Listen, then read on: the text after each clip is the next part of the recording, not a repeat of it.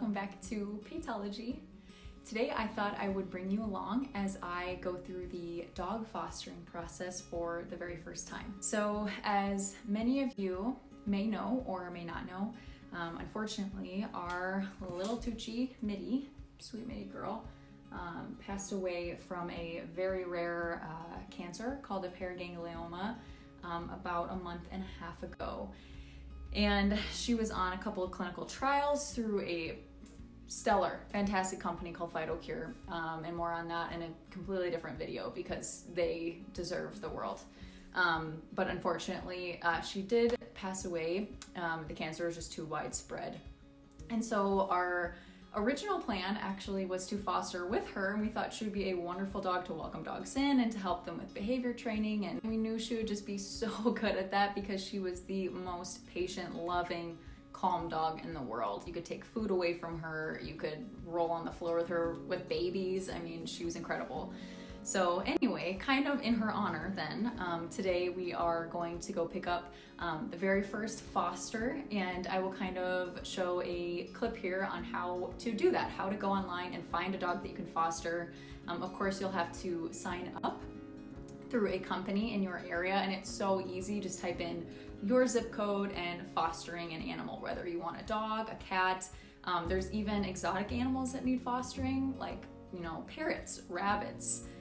And even in our area, there is a need for large animal fostering as well. So that's kind of fun if you have a farm or something like that and you can foster a larger animal. That'd be really cool. So once you're set up with a rescue organization, they will train you and send you a list of available pets, usually every week, but it doesn't hurt to go to the website and reach out if there's one that you see that you would like to foster. But as you can see, there are so many breeds waiting for a home, and any of them would be a wonderful pick. So as you can see, it's super easy to find a rescue in your area, and there is such a need. I received an email the other day with some very interesting fostering statistics, and it said that in the US, if every single pet owner took home one animal to foster a year, just one a year, say you had them for a week or two, we could completely eliminate euthanasia. Mind-blowing. I have nothing else to say about that because it seems so easy, and there's 85 million pet owners right now, so if 85 million people fostered one animal, we would have no need to euthanize anymore, which is the goal, right? You don't want to kill pets that aren't in pain or that don't need to be, you know, to have their life ended early, because there's no need. Just because there's not enough room in shelters, that's not an excuse. So we really wanted to be part of the solution for that. So because I am still pretty deeply grieving the loss of Mitty, I do not want some of her toys and one of her beds and things like that to be shared with a foster dog or multiple foster dogs, whatever it may be. So there are some things that I will be putting away just to kind of preserve her memory in that way. And you know, I don't need a reason to not like a future dog because, you know, they interacted with Mitty's things that I neglected to put away. And so I'm just kind of preventing anything from happening, and I would be heartbroken if something like that ripped or got, you know, stained or destroyed or whatever. So I'm gonna go put those things away. So there are some blankets and a couple toys I already removed, but I will also go through this basket and kind of find some of her favorites that I would like to keep. Like this rabbit is one we traveled with everywhere we ever went. Many states this rabbit has seen, along with a few others in here. So I'm gonna go ahead and do that now.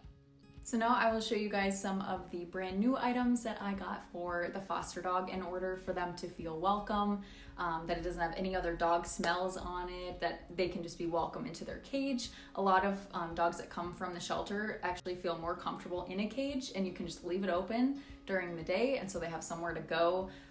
You don't have to, you know, make them go in there, but you're just kind of setting aside a comfortable space where they can heal and feel warm and kind of embrace the quiet that home brings, whereas, you know, the shelter may not.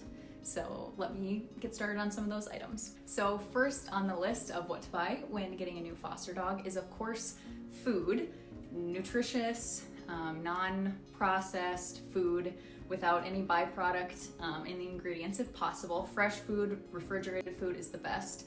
If you can swing that, definitely go for that. A lot of shelters will also provide you with food that the dog has been on their entire stay. Especially if they've been there for a long time, you'll want to get a bag of that from the shelter, even if you have food at home, in order to blend them together to incorporate them so that they do not get an upset stomach or diarrhea and that kind of thing, and it'll make their transition much easier if they don't feel sick. So next, I recommend going around your house and seeing what you already have for blankets and towels in your inventory.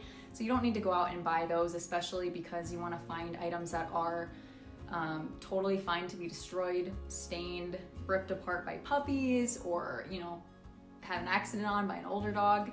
So I went around and found some of mine. I have some old like Christmas blankets. I don't use as much anymore. Towels that are pretty frayed on the ends or worn in color that are perfect to use in dog cages, and, you know, drying them off after baths and playing outside in the mud, all that kind of stuff. So after that, I have this, and this is the Hug Snuggle Huggle Fleece, and this is in the size medium because we have a I can't remember, I think we have a large size cage, but we already have a Kong mat in there, and so this will go nicely on top of the Kong mat. I thought this might be nice to kind of like the dog can scrunch up and sleep on.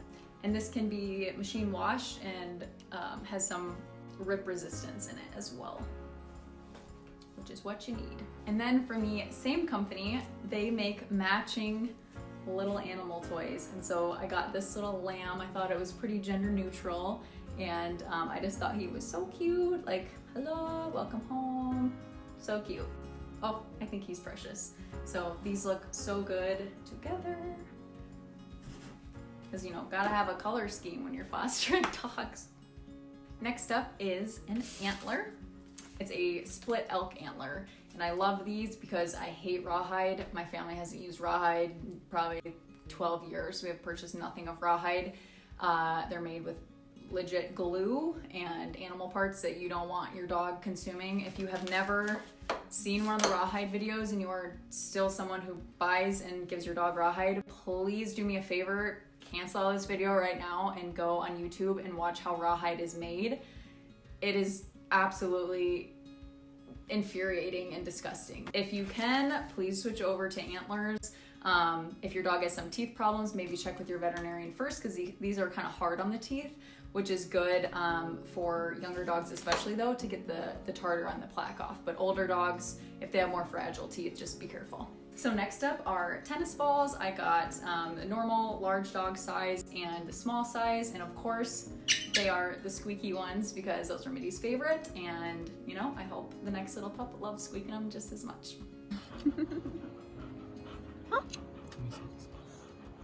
And lastly, I have a Kong mat, which is in the cage that I will show you in a second. So now it's time to throw it all together and make this cage a new loving little home for our new friend. Let's go. All right, this is the strangest place to film in because it's in between the stairwell. But first things first, this is the Kong mat. Mitty used it outside for many months, so it's a tiny bit worn, but for the most part, brand new. So we're gonna throw that in the cage here first.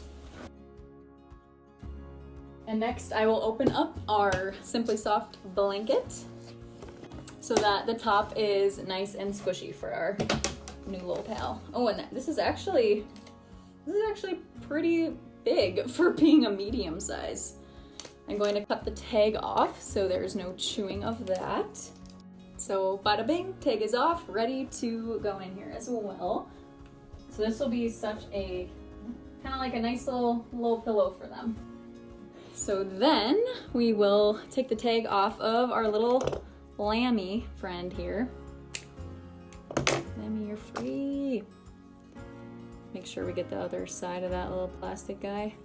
All right, so here he is. I'm gonna cut the tag off of his bum as well. So Lammy is ready to go. Next, I will open the antler, and I'm not going to leave this in there because, you know, if any of these tinier parts were to break off and get lodged in their throat, I wanna be able to be there to help them, of course. So I'm just gonna put this on the shelf across from them so that I remember to get it when I get them out of the cage and they have something fun to chew on. Next, I'm going to unwrap these tennis balls. Ta-da!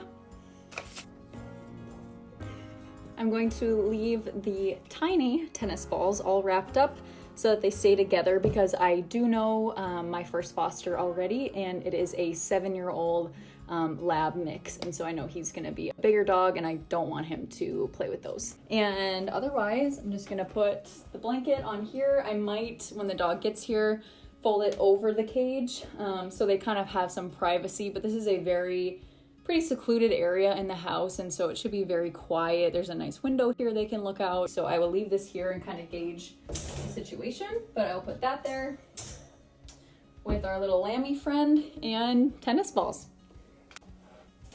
So I'm going to show you kind of our little setup here. So like I said, it's in between the stairs, so it's kind of like, oh, there's the puppy. And it's just this nice little cozy corner, and they will have everything that they need in their own private spot. So now I'm going to my first meet and greet appointment with this foster dog. If something doesn't feel right or there's any aggression from the dog to me, I either won't be coming home with him or will be coming home with a different dog that they think might be a better match for me. So let's go do that. Here we go. I just hopped in the car.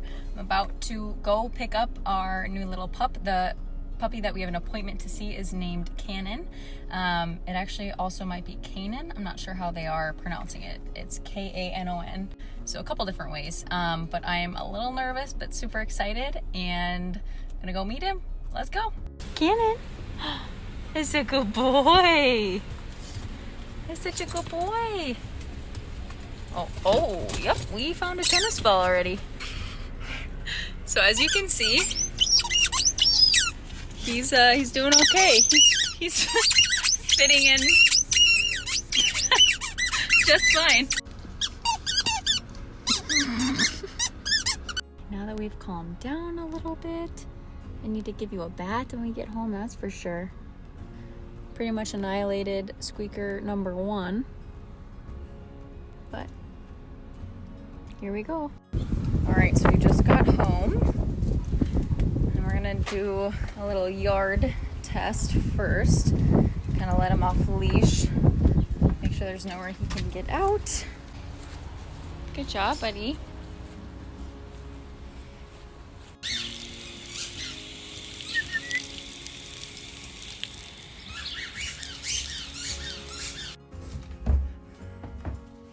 Good boy. That's a good boy. Okay, well, that's good. Good job.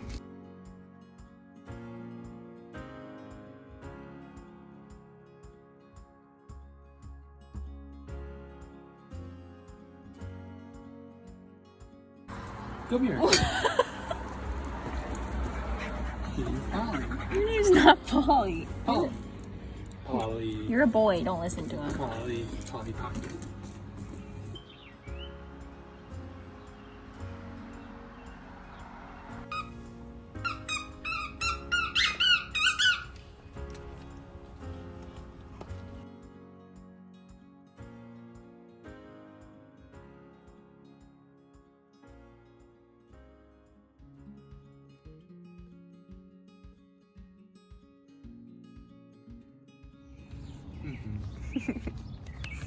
Good boy, Cannon. Good boy, good morning.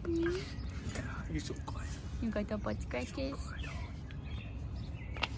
Oh, yeah. Oh, yeah. What's this?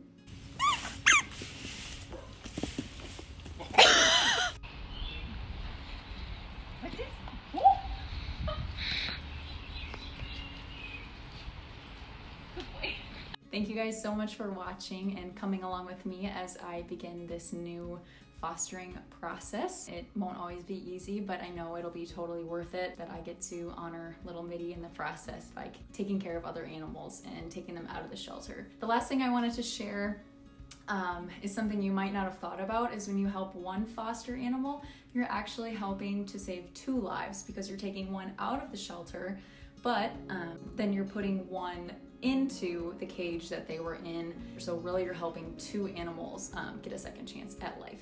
So I hope that encourages you guys to start your own fostering adventure, and please leave any questions or comments down below. Thank you guys, bye.